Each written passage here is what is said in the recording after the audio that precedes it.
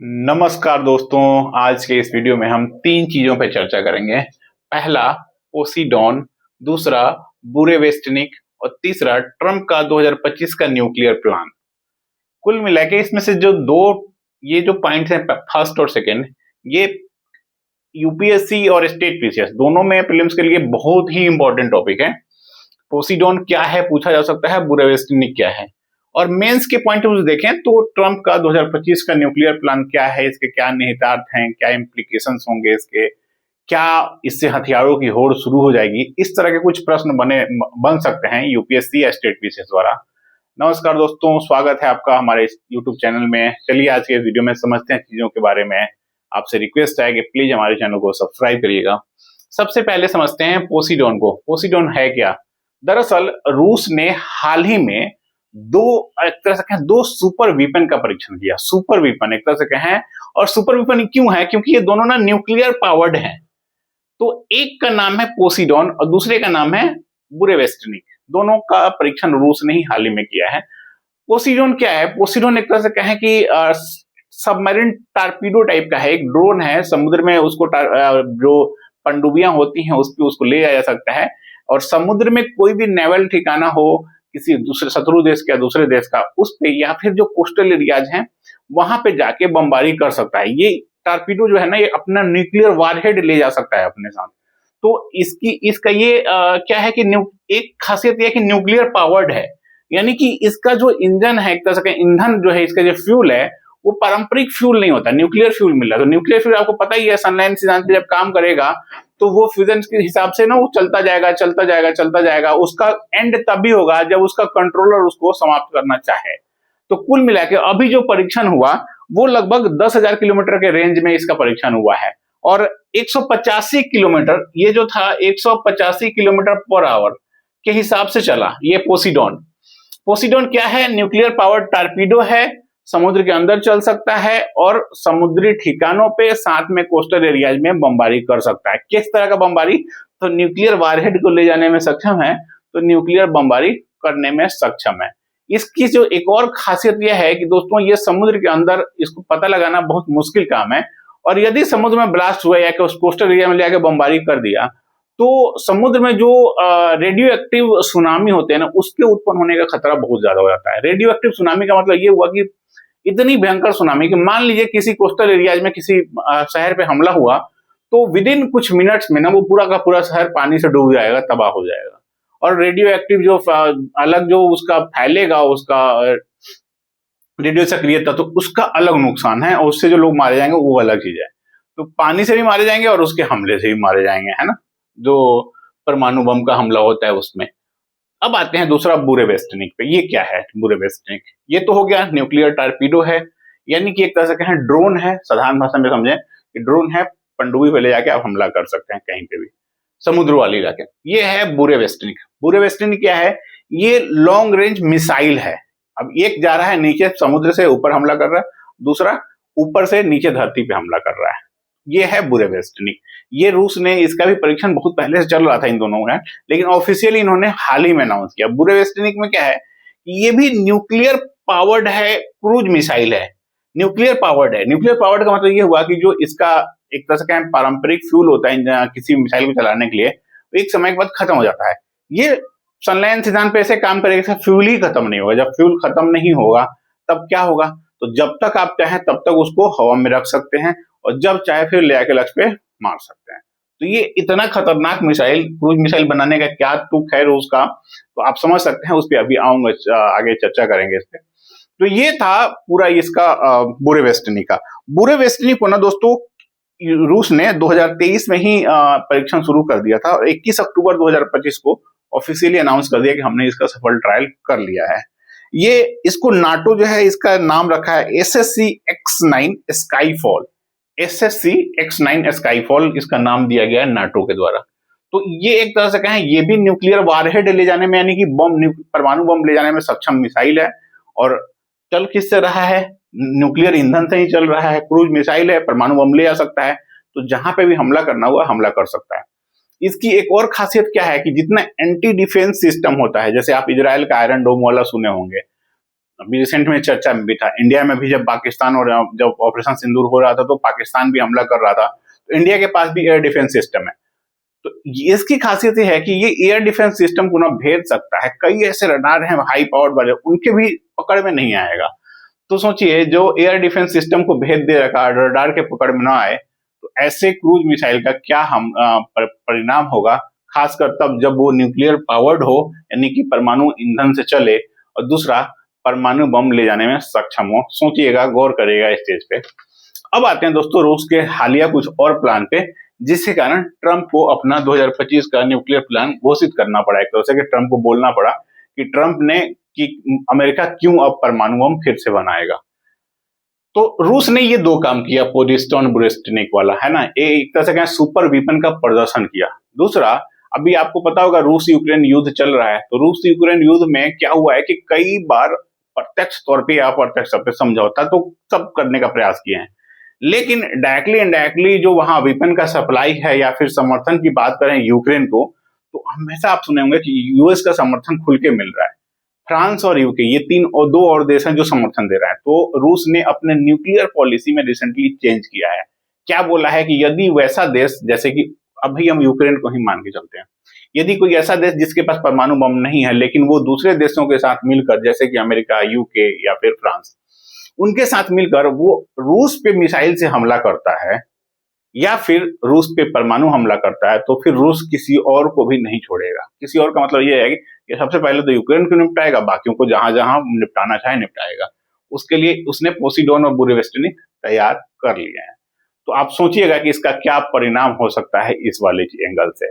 तो ये था रूस यूक्रेन युद्ध के कारण। तो दूसरा मुद्दा, एक तो सुपर वेपन, दूसरा रूस यूक्रेन युद्ध, तीसरा एक और पॉइंट है दोस्तों सीटीबीटी का। सीटीबीटी का पूरा नाम है comprehensive test band treaty. Basically ये है कि जब कोल्ड वार के समय, एक तरह से कहें 1945 में सेकेंड वर्ल्ड वार शुरू हुआ, खत्म हुआ, और जब 1991 में सोवियत संघ का पतन हुआ यूएसएसआर का, तो इस बीच में ना हथियारों की होड़ लगी हुई थी यूएस और यूएसएसआर के बीच में। आप सुने होंगे कि दो ही महाशक्तियां थी पूरे विश्व में, एक अमेरिका, दूसरा रूस। रूस का पूरा नाम था सोवियत संघ के हिसाब से, वो अपना संघ बना के चल रहा था, वो लोग फेडरेशन था। तो इस दौरान इतने हथियार बनाने लगे दोनों देश या दोनों फेडरेशन, एक तरह से कहें दोनों पक्ष, कि उसका कोई हिसाब किताब नहीं था। तो एक उसमें था हथियारों में कि न्यूक्लियर टेस्ट भी करना। एनपीटी लागू हुआ, साथ में सीटीबीटी भी लाया गया। सीटीबीटी आप देखेंगे तो सीटीबीटी जो है 1992 में, सीटीबीटी 1992 में बेसिकली यूएनओ के तत्वाधान में लाया गया, और 1992 में ही रूस ने इस पे हस्ताक्षर, 1996 सीटीबीटी 1996 की बात है। 1996 में यूएनओ लाता है और रसा जो है इस पे हस्ताक्षर करता है। रूस ने इस पे हस्ताक्षर किया, साथ ही रूस ने इस पे इसका रेटिफिकेशन भी किया। रेटिफिकेशन का मतलब यह है कि रूस ने सीटीबीटी पे साइन भी किया, साथ में वो ये भी कहा कि संधि की शर्तों को पूरी तरह से मानेगा। अब आते हैं यूएसए का। यूएसए ने इस पे 1996 में हस्ताक्षर कर दिया, लेकिन इसका रेटिफिकेशन नहीं किया। रेटिफिकेशन नहीं करने का मतलब ये होता है कि यूएसए ने कहा कि हम इस संधि की पूरी शर्तों को मानने के लिए अभी नहीं मानने के लिए स्वतंत्र हैं। तो रूस कह रहा है कि हम हस्ताक्षर भी कर दिए हैं, संधि की पूरी शर्तों को मानने के लिए तैयार हैं। ये कहता है हम पूरी तरह से मानने को तैयार नहीं है। कारण ये है कि सीटीबीटी में हर तरह के परमाणु परीक्षण को, या कहें जो न्यूक्लियर लोग टेस्ट करते हैं, न्यूक्लियर बम बना के जो टेस्ट करते हैं, उस पर प्रतिबंध लगाया गया। केवल प्रयोगशाला में, वो भी कुछ उद्देश्यों के आधार पर, जो लैबोरेटरी होते हैं वहां पे टेस्ट की अनुमति है।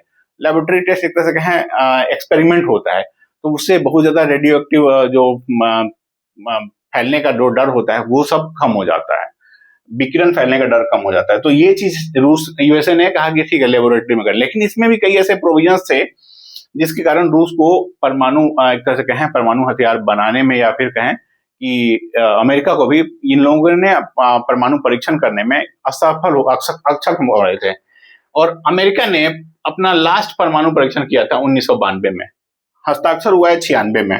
तो आप देखिएगा कि यूएसए ने बहुत पहले से ये प्लान किया, क्योंकि इनके पास ऑलरेडी इतने परमाणु बम थे कि इन्होंने इसको बनाना उतना उचित नहीं समझा। अब आते हैं दोस्तों कि अब ये तीन चीजें हो गई सीटीबीटी पे। अब रूस ने क्या किया बेसिकली, 2023 में रूस इससे बाहर आ गया सीटीबीटी से। 2023 में रूस बाहर आ गया तो अमेरिका के सामने तीन गहरे संकट हो गए। एक, सुपर वीपन और पोसिडोन और बुरेवेस्टनिक। दूसरा, रूस यूक्रेन युद्ध के बाद जो रूस ने अपने न्यूक्लियर पॉलिसी में चेंज किया वो। और तीसरा तीसरा है सीटीबीटी से रूस का बाहर आना। इन सब के कारण ट्रंप को हाल ही में लगा कि अब हमें अपनी न्यूक्लियर पॉलिसी को चेंज करने की जरूरत है। ट्रंप ने अपने देश के डिपार्टमेंट ऑफ वार को बोला कि अब आप परमाणु परीक्षण करने के लिए तैयार हो जाइए, अब परमाणु बम बनाइए, उसका परीक्षण करिए, यानी उसका टेस्ट करिए। तो कुल मिला के ये है रूस का प्लान 2025 वाला। और इसकी तिथि घोषणा भी की जाएगी कि कब उन्होंने कहा है, कब से करना है ये सब। अब सवाल यह है कि जो अमेरिका पूरे विश्व में ये कहता आ रहा है कि परमाणु बम कोई नहीं बनाएगा, नहीं बनाएगा, नहीं बनाएगा, इसका सबसे बड़ा उदाहरण आप ईरान को देखिए। ईरान अपना न्यूक्लियर प्रोग्राम जारी रख रहा है। ईरान बार बार कहता है कि हमारा पूरा प्रोग्राम सिविलियन पर्पज से है, कोई भी मिलिट्री इसका उद्देश्य नहीं है, हम कहीं भी किसी भी तरीके से परमाणु बम नहीं बना रहे हैं। उसके बावजूद अमेरिका ने हाल ही में एक बम से पूरा 1 किलो टन वाला पहाड़ जहां पे वो साइट था उनका न्यूक्लियर वाला, उस पे पहाड़ पे हमला कर दिया था। तो इस तरह की आप हमला करना, दो रुखा कहें कि दोहरा व्यवहार अपनाना। अब आप खुद कह रहे हैं कि हम बनाएंगे, न्यूक्लियर बम बनाएंगे, दूसरे को आप एक तरह से कहें सरपंच बन के दूसरे को रोक रहे थे।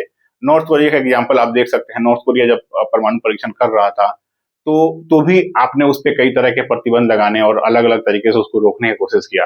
अब आप खुद वो काम करेंगे। रूस ने सुपर वीपन का परीक्षण किया है रूस के हिसाब से। रूस कतई नहीं कर रहा है कि उसने न्यूक्लियर टेस्ट किया है, ध्यान रखिएगा। रूस भले ही सीटीबीटी से बाहर आ गया है लेकिन वो ये नहीं कह रहा है कि उसने न्यूक्लियर टेस्ट किया है या करना है। उसने सुपर वीपन का परीक्षण किया है। हाँ, ये सुपर वीपन न्यूक्लियर बम को ले जाने में सक्षम है, ये अलग चीज है। तो वीपन जो भी होते हैं, चाहे वो मिसाइल हो, टारपीडो, इसका तो सब करते हैं परीक्षण। इसमें नया क्या है? नया यह कि न्यूक्लियर पावर्ड है दोनों। तो आप भी करो इस तरह की चीजें। बम क्यों बनाना है? अब आते हैं दोस्तों बम बनाने का। बम बनाने में क्या है कि इससे एक गलत मैसेज जाएगा पूरे वर्ल्ड में, होड़ मच जाएगी। जिनके पास कम है वो और अधिक स्टॉक बनाएंगे, अपना बना बना के स्टॉक रखेंगे। दूसरा, जिसके पास नहीं है जैसे कि सऊदी अरब, सबसे बड़ा उदाहरण अभी आपके सामने आएगा। तो ये सब देश जिनके पास नहीं है वो अब चक्कर में पड़ेंगे कि हमारे पास अब न्यूक्लियर बम हो जाए। और जैसे ही इसे इस चक्कर में आएगा तो अभी के डेट में जितना न्यूक्लियर बम है ना, ये पूरा जो है वो पूरे वर्ल्ड को 2-3 बार खत्म करने के लिए काफी है। एक बार नहीं, 2-3 बार। तो सोचिए और न्यूक्लियर बम बनेगा और इनकेस थर्ड वर्ल्ड वार होता है किसी मुद्दे को लेकर और न्यूक्लियर बम का यूज होता है, तब क्या होगा? एक बार जरा चर्चा करते हैं कि किस देश के पास कितना न्यूक्लियर बम है। तो ट्रंप को तो खैर समझना पड़ेगा, अपने प्लान में भी चेंज करना पड़ेगा यदि वो शांतिपूर्ण विश्व चाहते हैं तो। नहीं तो फिर देखा जाएगा क्या होता है। फेडरेशन ऑफ अमेरिकन साइंटिस्ट एक संस्था है अमेरिका की, उसके अनुसार रूस के पास 5,977, यूएसए के पास 5,171, फ्रांस के पास 290, यूके के पास 225। कुल मिला के देखें तो नाटो के पास, जो नाटो के 3 मेंबर हैं ये जिनके पास परमाणु बम है, उनके पास कुल परमाणु बम की संख्या रूस के पास जितना परमाणु उससे कम है।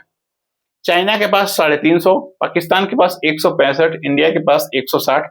इंडिया से ज्यादा है पाकिस्तान के पास, ध्यान रखिएगा इस संस्था के हिसाब से। इजराइल के पास 90 और नॉर्थ कोरिया के पास 20। कुल मिला के ये आंकड़े हैं। लेकिन आपको ध्यान होगा कि जो भी देश न्यूक्लियर बम बनाए है ना, वो अपनी आंकड़ों को छुपा के रखता है। तो फेडरेशन ऑफ अमेरिकन साइंटिस्ट का जो आंकड़ा है ये भी बहुत ज्यादा एक्यूरेट नहीं है। हाल ही में ट्रंप ने जब ये घोषणा किया कि हम न्यूक्लियर बम बनाएंगे तो उन्होंने एक ट्वीट करके ये भी कहा था कि अमेरिका के पास विश्व में सबसे ज्यादा परमाणु बम है, जबकि उन्हीं के देश की एक संस्था कहती है कि नहीं, आप रूस के पास ज्यादा बम है। तो एक तरह से कहें कि पूरे देश ने जो जो परमाणु बम बनाए हैं ना, जैसे भारत भी हम कह रहे हैं 160 है, क्या पता भारत के पास 1600 हो, कुछ नहीं पता है ना। ये सारे सेक्रेट रखते हैं चीजों को। तो ये एक होगा कि तय होगा ना। अब न्यूक्लियर बेसिकली क्या होता है, ये सब परमाणु बम बनाते हैं इसीलिए डेटरेंस पैदा करें, यानी भय पैदा करें अपने दुश्मनों में, ताकि वो दुश्मन आप पे हमला करने के पहले सोचे। डेटरेंस का काम होता है न्यूक्लियर पावर का, है ना। अब आप एक लिमिट से ज्यादा आपके पास है। लिमिट ये इसलिए कह रहा हूं क्योंकि मैं रिपीट कर रहा हूं फिर से कि ये पूरा ना स्टॉक जितना है इससे पूरे वर्ल्ड को 2-3 बार खत्म किया जा सकता है। अब क्या भाई साहब, आप समुद्र में खत्म करोगे या मंगल ग्रह पे जाओगे हमला करने के लिए? कितना बनाना है, किस किस देश को कितना बनाना है? अगर सारे देश बना लेंगे तो तय है ना, उसका यूज होना ही होना है। और न्यूक्लियर बम का उदाहरण आप जापान के नागासाकी हिरोशिमा वाला सुन ही चुके होंगे, उस पर भी चर्चा करेंगे। तो ये था पूरा फैक्ट रिसेंट के इस 3 घटनाक्रम का, सुपर वीपन प्लस ट्रंप का न्यूक्लियर प्लान।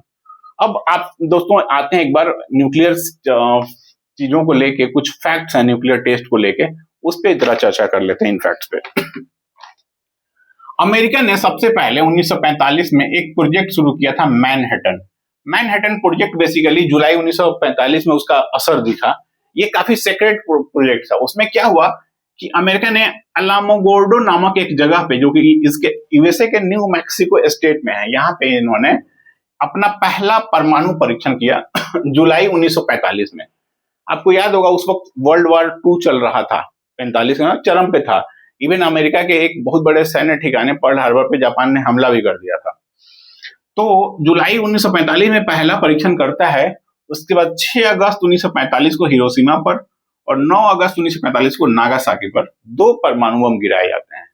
इन दोनों परमाणु बम के गिराए जाने से लगभग 2.5 से 3 लाख लोग मारे गए दोनों सिटीज में। तो अमेरिका ने अपना परमाणु बम बनाया जुलाई में 1945 में, और अगस्त में 2 उसका प्रयोग भी कर लिया। और जैसे ही हमला होता है, जापान एक तरह से कहें हथियार डाल देता है और युद्ध बंद होने के कगार पे आ गया, और युद्ध बंद भी होता है थोड़ी समय में। जो जापान पे हिरोशिमा पे हमला किया गया, तो हिरोशिमा बेसिकली उस समय जापान का सबसे बड़ा मिलिट्री अड्डा था, और जो बम गिराया गया वो उस एयरक्राफ्ट का नाम था एनोला गे। ये B-29 बोइंग का विमान था और एयरक्राफ्ट का नाम था एनोला गे, इससे गिराया गया था, है ना। और इस पूरा का इसका कोड नाम रखा गया था, कोड नेम कहें तो लिटिल बॉय। दूसरा जो नागासाकी पे हमला हुआ, तो एक इंटरेस्टिंग फैक्ट आप पहले समझिए, कोकुरा। कोकुरा क्या है? दरअसल अमेरिका में जब प्लान बना था कि जापान पे हमला करना है, तो वो हिरोशिमा और कोकुरा पे प्लान कर दिए थे। ये सिटी था, सेकंड उसका मिलिट्री टारगेट था कि कोकुरा पे हमला करेंगे। लेकिन जब अमेरिका के कोकुरा पे विमान गया हमला करने के लिए, तो यहाँ काफी बादल छाया हुआ था कोकुरा में। तो ये लोग यहाँ पे, इनको ना क्लियर हुआ नहीं कि यहाँ कहाँ बम गिराना है। साइट का एक तरह से कहें चयन करने में थोड़ी मुश्किल आई, तो इन्होंने विमान को डाइवर्ट किया और ले गए नागासाकी में और वहां गिरा दिए। जो बम गिरा उसका कोड नेम था फैटमैन, और इसका जो पूरा नाम था इस एयरक्राफ्ट का, वो था बॉक्स कार। ये भी B-29 का ही था, बेसिकली कहें बोइंग का ही B-29 बम था। तो एक एनोला के एयरक्राफ्ट था, दूसरा बॉक्स के था। एक का कोड नेम फैटमैन था, दूसरे का कोड नेम लिटिल बॉय था। कहाँ गिरना था एक्चुअली? नागासाकी के बजाय कोकुरा में गिरा। कहाँ? नागासाकी में।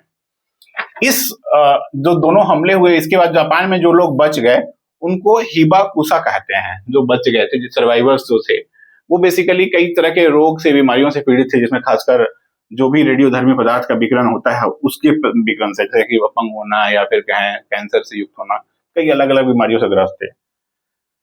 अब दोस्तों एक और फैक्ट ये आता है कि जापान का उस समय शासक कौन था। तो जापान में एक तरह से कहें एक सम्राट भी हुआ करता था, उनका नाम था हिरोहितो। ये औपचारिक हेड होते थे उस टाइम पे गवर्नमेंट के।